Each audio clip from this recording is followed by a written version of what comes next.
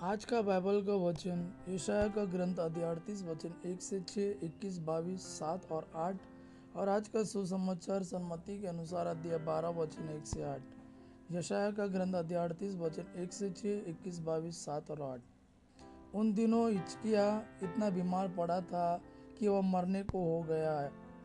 आमोस के पुत्र नबी ईसायास ने उसके यहाँ जाकर कहा, प्रभु यह कहता है, अपने घरबार की समुचित व्यवस्था करो, क्योंकि तुम्हारी मृत्यु होने वाली है, तुम अच्छे नहीं हो सकोगे।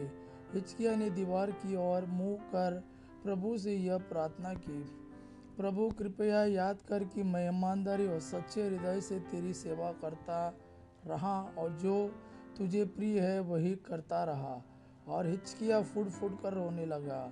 प्रभु की वाणी यशायाह को यह कहते हुए सुनाई पड़ी, हिजकिय्याह के पास जाकर कहो, तुम्हारे पूर्वजों का प्रभु ईश्वर यह कहता है, मैंने तुम्हारी प्रार्थना सुनी और तुम्हारे आंसू देखे। मैं तुम्हारी आयु 15 वर्ष बढ़ा दूंगा।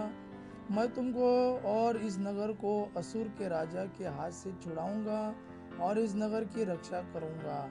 यशायाह ने कहा, अंजीर की रोटी लाकर फोड़े पर रख दीजिए और वह अच्छा हो जाएगा। और राजा अच्छा हो गया। हिजकिय्याह ने पूछा, मैं यह कैसे जान सकता कि मैं फिर प्रभु के मंदिर आऊंगा? प्रभु अपनी प्रतिज्ञा पूरी करेगा। इसका चिन्ह यह होगा, आज की सीढ़ी पर ढलते हुए सूर्य की छाया देखो।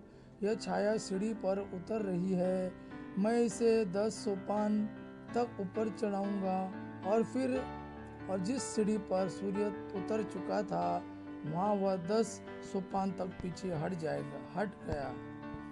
आज का सुसमाचार सन्मति के अनुसार अध्याय 12 वचन 1 से 8। ईसा किसी विश्राम के दिन गेहूं के खेतों से होकर जा रहे थे।